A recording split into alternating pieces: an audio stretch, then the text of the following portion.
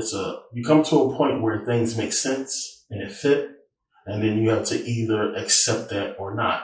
So now when we look at Champollion and the whole decipherment of the Rosetta Stone, which is basically what they tell us is how they was able to crack the code of the Egyptian hieroglyphics. And just right off the bat, anybody who really is into Kemet, your spidey senses should be tingling because it doesn't fit. Something doesn't fit about all that. And we're going to get into it.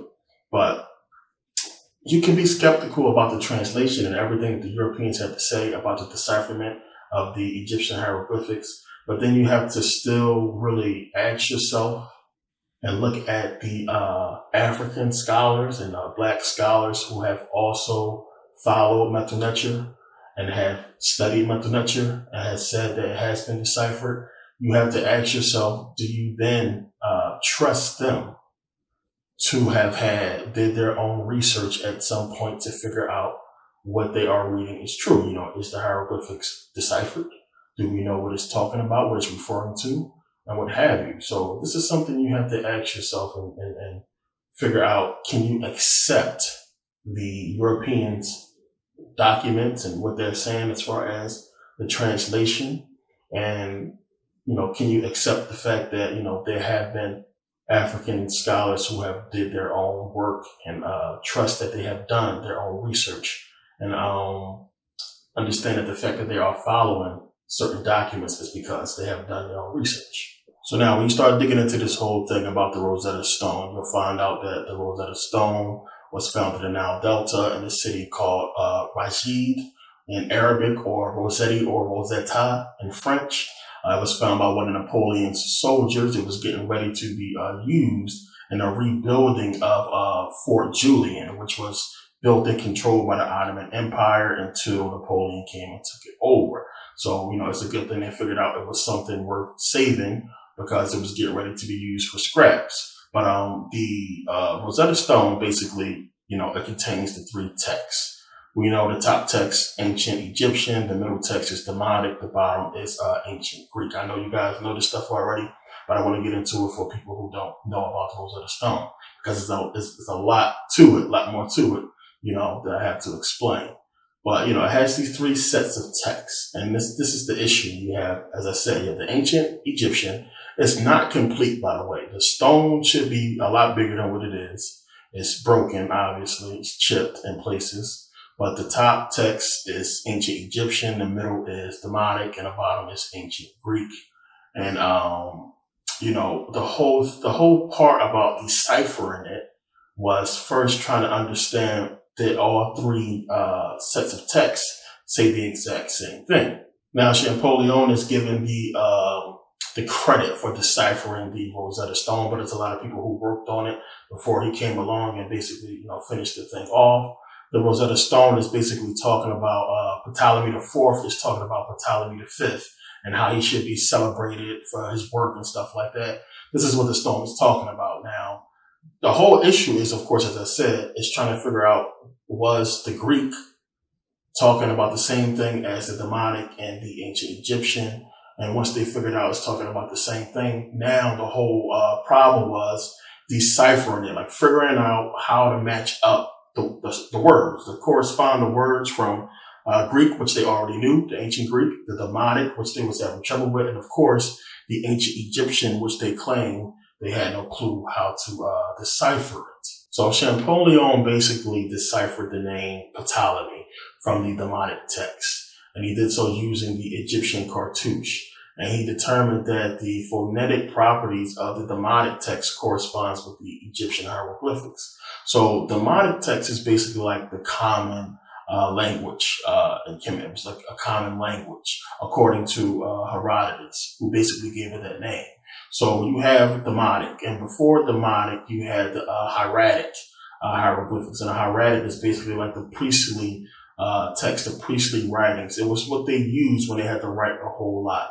So basically, if you had to write a 2-page letter, I mean, if you use hieroglyphics only, then it would take a long time, because hieroglyphics is basically really detailed. You got to draw stuff out. So hieratic was basically developed alongside of hieroglyphics, in case you had to write stuff like really, really long and put in document form. So this is what the priests use. They use a reed brush when they wrote in hieratic. It's that writing tool you see Thoth always had, a little pen he has when he writes. So you have the Demotic, you have the hieratic, and then you have cursive hieroglyphics. And cursive hieroglyphics is basically like what they used when they had to write like books or religious documents. And it's when you had to do like a huge, large work, but it had to basically be in hieroglyphic form almost. So it's like a dumbed down version of hieroglyphics. When you look at it, you can see it's not as detailed as hieroglyphics. But they used it, when they had to write books and things like that. It had to be in the papyrus of Anu. Is written in cursive hieroglyphics, so to speak. So, you have the Demotic, you have the hieratic, you have cursive hieroglyphics. And then you get to regular hieroglyphics, and then you can go further than that, actually. You got regular hieroglyphics, you can get into the New Kingdom, the Middle Kingdom, and Old Kingdom hieroglyphics, because they did things a little bit, different each time. So when you start getting into the writings of the ancient Egyptians, you start getting into the language and everything like that, it goes back. It's a lot that you have to deal with, that you can't just, look at a Rosetta Stone and decipher. We're talking about thousands of years of writing and language. So Champollion looked at the Rosetta Stone. He could see the ancient Egyptian, you could see the ancient Greek, and you have the Demotic, which they knew was a Egyptian language that they actually spoke in Egypt. But we also know that Coptic came from Demotic, and Coptic was the last language that they spoke in Kemet, before the Arabs came and basically took Kemet away from the Romans. Coptic was the language that they used, and Coptic basically has borrowed words from Greek. It is also similar in its alphabet to the Greek alphabet.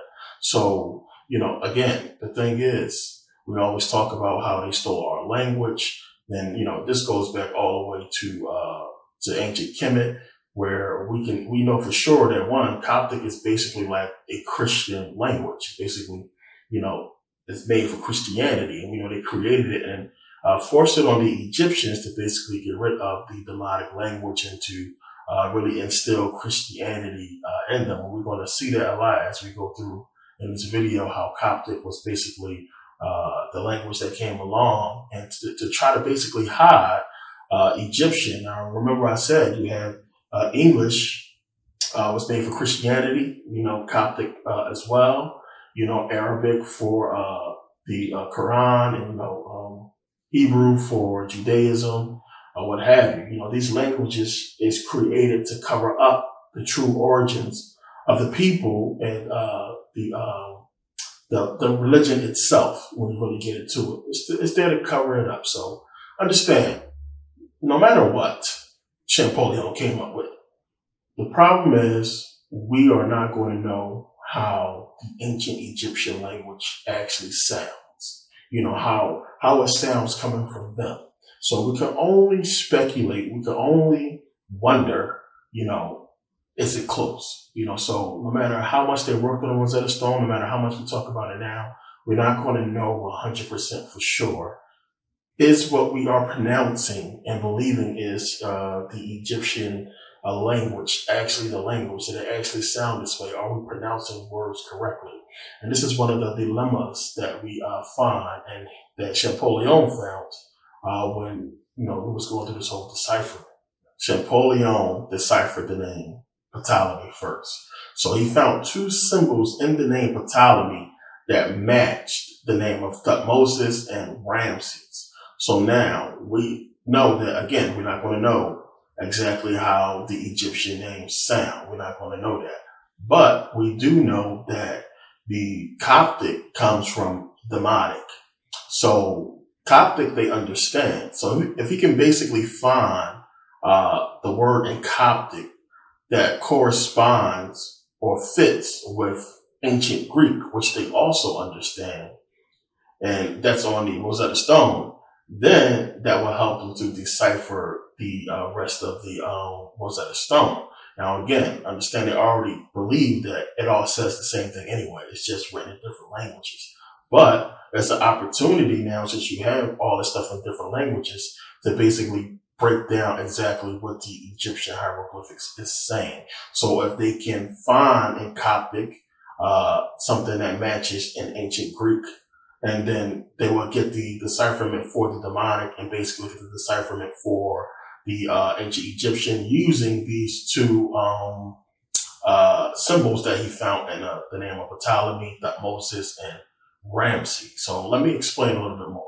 Okay, so let me explain. These are basically the two symbols that Champollion seen, that he saw in the Ptolemy cartouche, and he saw in the name for Thutmose and Ramses as well. So it looks something like, and if you give my hieroglyphic style,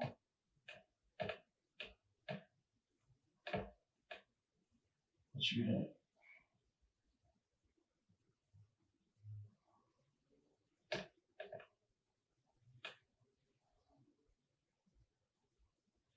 So two symbols right here that he got the letters MS, or the MIS sound, or the Ms sound for Coptic. So you have this symbol, which is the two symbols, but you can also have, let me see, and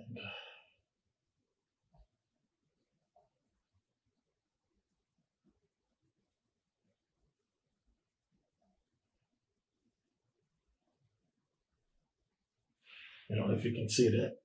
And he got the MS sound from these glyphs.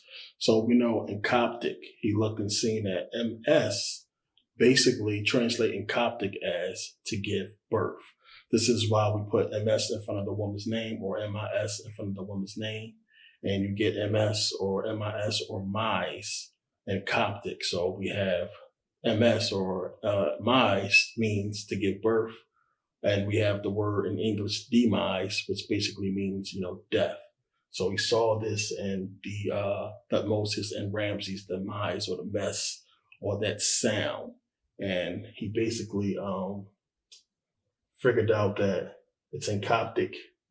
And he looked at it in ancient Greek, and he saw a group of words referring to birthday. So that gave him a connection that he had birthday, and he had a word, basically Egyptian word meaning to give birth. And he made a connection from the Coptic to the Demotic to the ancient Greek.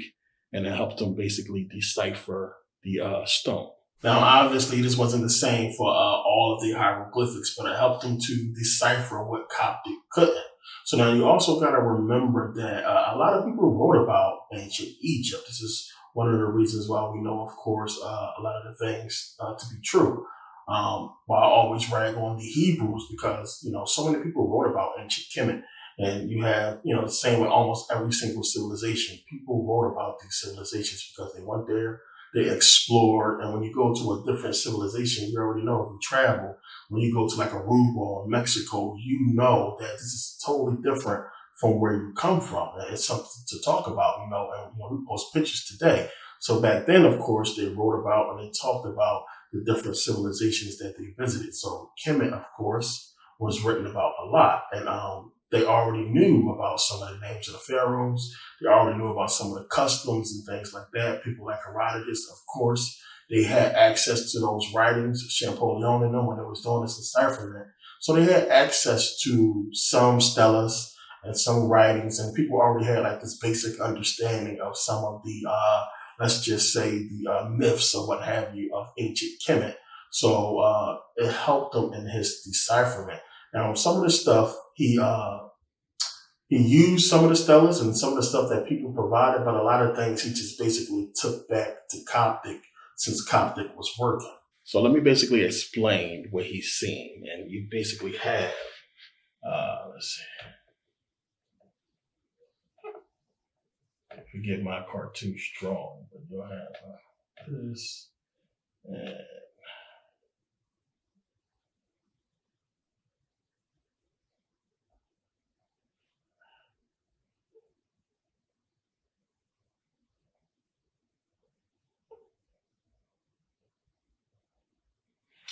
so Champollion seen, okay, he looked at he said, you know what, this looks like a sun. And he said, in Coptic, we know the sun is Ra or Ray. So you have Ra, and he said, you know what, this thing looks like an M.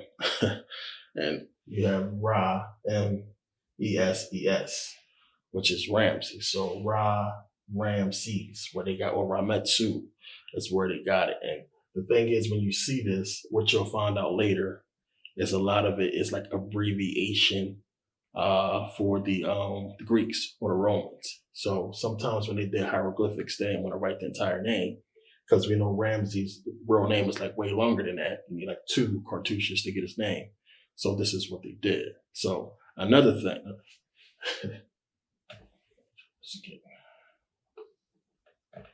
You have, or let me see.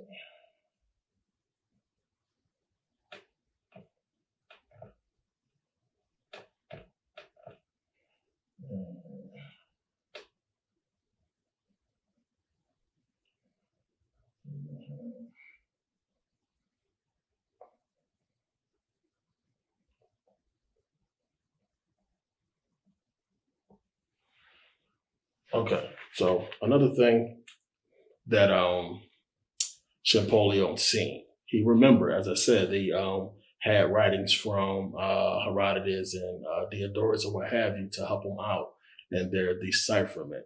So you have the ibis right here.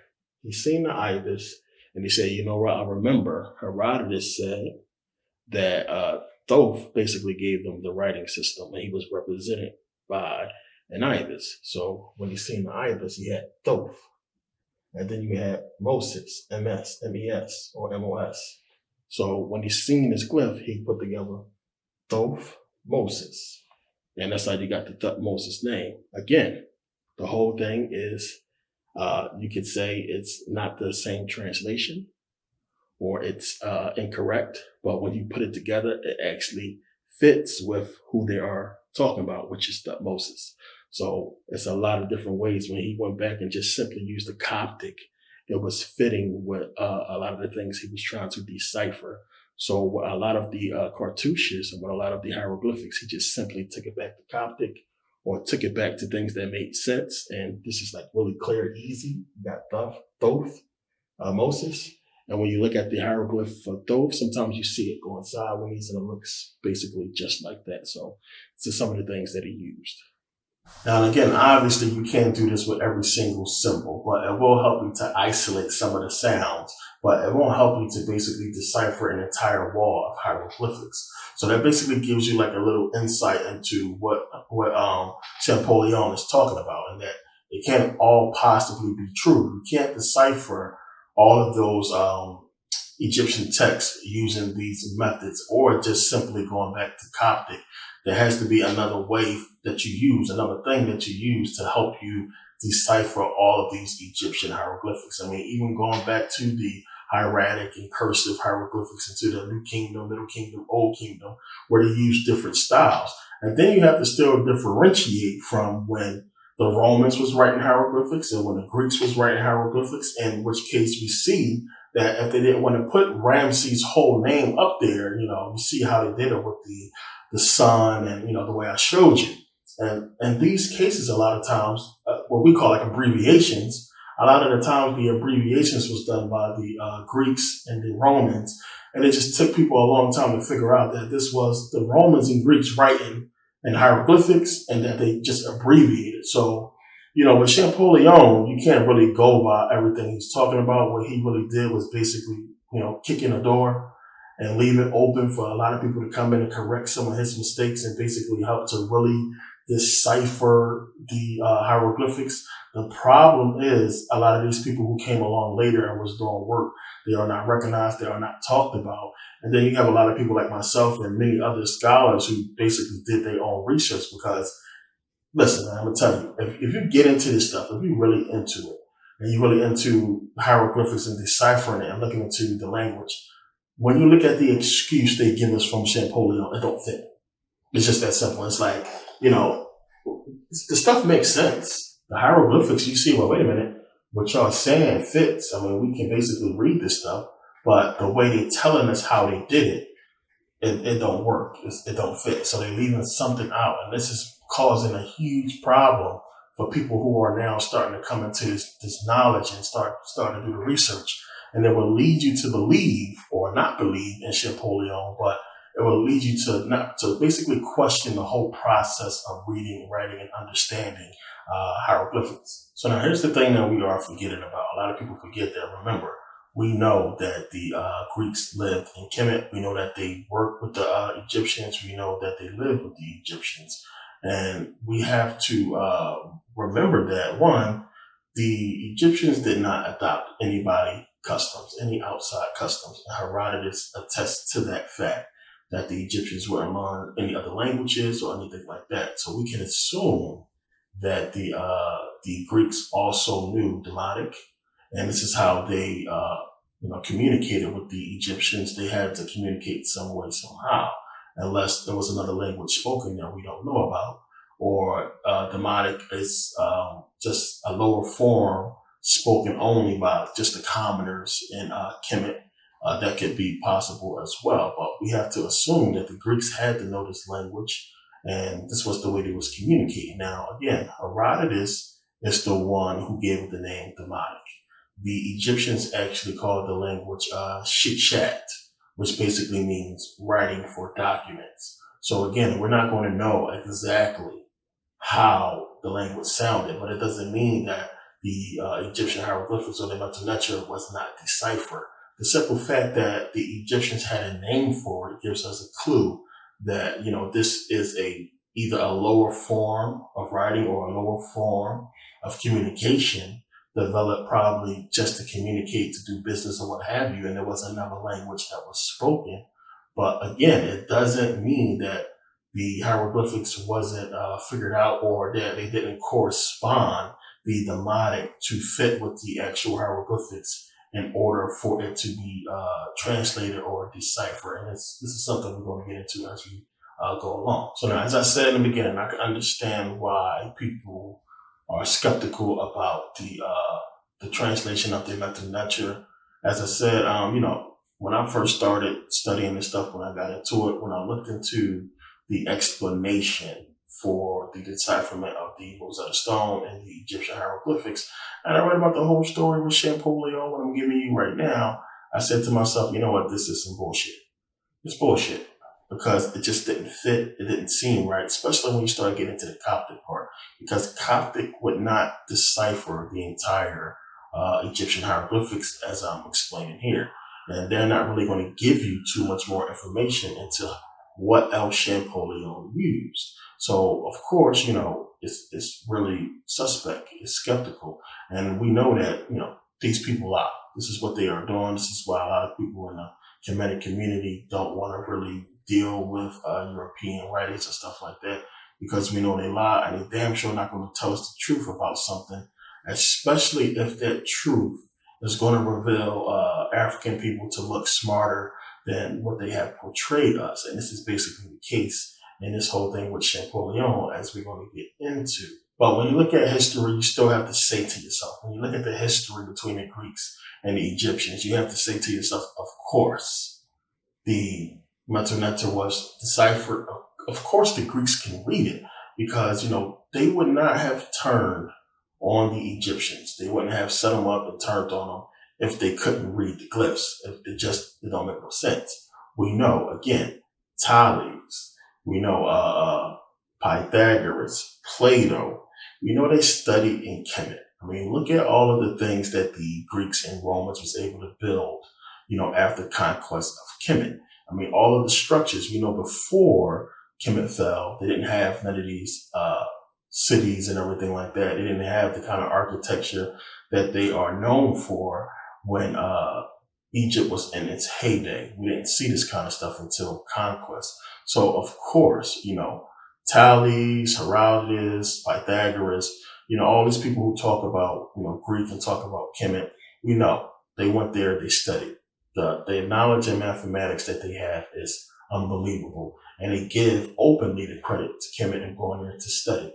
So they would not have left, as I said before, all that gold, all them jewels, just the priceless artifacts that, they found later on in Kemet.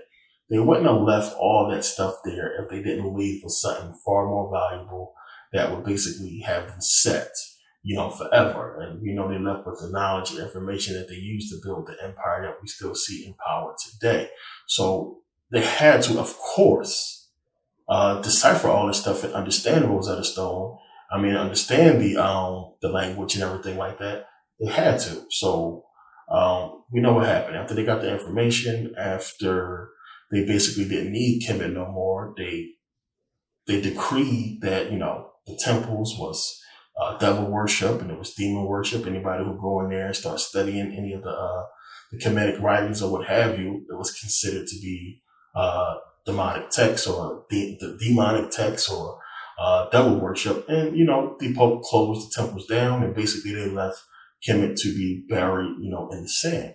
So now understand, when they did find the Rosetta Stone, of course, the powers that be knew what it was. They knew how to translate it. They know how to read the demonic. They knew how to read the hieroglyphics. Now, if Champollion really wanted to decipher the Egyptian hieroglyphics, where should he have gone? He should have went straight to Nubia, to the Sudan. We know there they got the Meroitic script. And the Meroitic script was basically created from the Egyptian hieroglyphics. It was created between 750 and 300 BCE. Now, it's basically, this is during the Napatan period. And Napatan is basically when Napatan was one of the capitals of Kush. So the Napatan is talked about by a lot of Greek scholars. Diodorus talks about it. Herodotus talks about it. So they knew all about it. So when it was basically using the writings from Herodotus, because when you start getting into what Champollion used to do this decipherment, as I said before, they went to some of the writings of Herodotus and Diodorus and a lot of the Greek scholars and, Plato and stuff like that to really try to get an understanding of the Egyptian text and what have you. So he should have went to Nubia because even then they knew about the Meroitic script. They knew all about it. And when you look here, we can see that they got the Meroitic Demotic script. They have the Meroitic hieroglyphics. This is not something that is new on the scene. They understood that a lot of the people fled from Kemet down into lower Africa, where all the war was going on. So they knew about these scripts. They knew it was a possibility that either the entire Egyptian language survived somewhere else or it at least evolved into different languages. Now, again, as I said, the powers that be can already decipher the hieroglyphics. They already knew how to read mental nature. Anybody who came along after that used African languages to decipher the mental nature. And this is what Champollion used. If Champollion wasn't an agent that was put in place to do this whole, press tidbit about the Rosetta Stone to just basically make them look smarter than what they are, then he used African text to decipher the mental nature, the Rosetta Stone, or what have you, because there's no way he could have just got the whole translation of all of the symbols and the Egyptian hieroglyphics using simply Coptic, which they try to lead you to believe. The problem is, of course, they don't want to give Kemet or give the African languages credit. Now, as I said, of course, the powers that be could read the Egyptian hieroglyphics. Anybody that tried to do a translation of the Egyptian hieroglyphics had to use African text, African writing to do the translation. There's no way Champollion could have got this whole entire translation done by simply using Coptic. And that's the issue. They don't want to give the credit to the African languages, because what you will find out is every single language that was used or derived from Egyptian hieroglyphics or a hieroglyphic style of writing was eventually replaced by Coptic.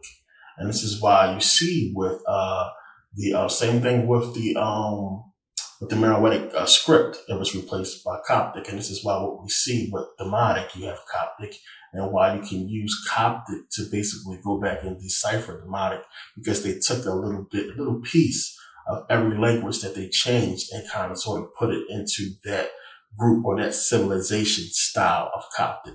So you'll have a bunch of different civilizations that have Coptic, but depending on the language that it derived from or they took it from, some of the phonetic or phonemes or some of the little things about the dialect will be changed to fit that specific civilization.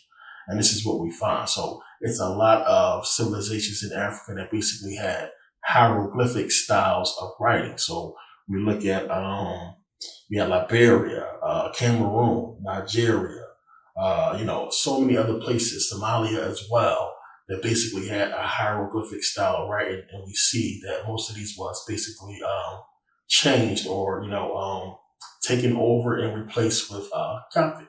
So now you got to ask yourself a question, basically, what happened to the ancient Egyptians? And everybody always say that. Well, what happened to them? Where did they go? A lot of them did end up staying in Kemet, and we don't know how many. If you go to Kemet, you're going to see African people there. You don't know if they are natives of Kemet, that they evolved there and stay there, which I doubt. But a lot of the people fled into lower Africa. We know they went into Nigeria. They went to the Gala people who they had a strong relationship with, or the Igala people. We know they went into Benin. They went into the Sudan. They went to a lot of different places in lower Africa where we still find remnants and artifacts of the ancient Egyptians. And they took the language with them, and the language evolved. Now, Champollion, or whoever did the decipherment of the metal letter that we have, that we look to today and read, whoever it is had to use African language to do the decipherment, period. There's no way around that. Or Champollion had to use it as well. Or, he is a fraud and probably was basically put there as a puppet to basically, kind of stir people away from the true decipherment or the real explanation of how they figured out the Rosetta Stone or figured out the decipherment of the metal letter. So he had to either be in on a whole big scam or use the African language and didn't want to basically report on it and tell where it came from to make itself look, smarter. There's no way in the world, as I said, that they deciphered it all using Coptic. It's just not possible, when you understand how this stuff works, that Coptic would basically account for the decipherment of the entire language. And this is what it seems like they're trying to project on people, that, the Christian Coptic can basically, reveal the text to the people. So when you start getting into it, we know they had to get certain dialects and tones and stuff from Africa, from these tribes, because we still find it to this day. When you start pronouncing some of the Egyptian words and how it sounds, if you go and then find it in an African civilization, what does that tell you? Now, to me, when I'm researching this stuff and when I hear people talking about the hieroglyphics, like I said, I can understand how people are skeptical about mental nature and, everything that involves the language as far as it pertains to Europeans. I understand how people are skeptical about it, how they can't really go along with what they are reading, because there are not a lot of books out there that a lot of people know about that's really getting into mental nectar and the history of it. Because when something makes sense and it fits, you basically leave it alone. But it never dawned on a lot of people to basically question the decipherment of it, because, it fits, it works. And this is something that I'm probably going to end up writing a book on, probably my third or fourth book. I'll probably get into this because there's so much more information than what's in here that will basically help a lot of people out down the line. Maybe books out that I don't know about that really go into what I'm going into here. But from our research, as I said, when you really get into something and you research stuff, what people are talking about, where they could have ran into a problem or an issue involving a subject because you came across the same thing in your research, which is why, as I always say, you don't stop at one source. You go to different sources and you try to figure out if the last source was true, or try to validate what the last source was talking about.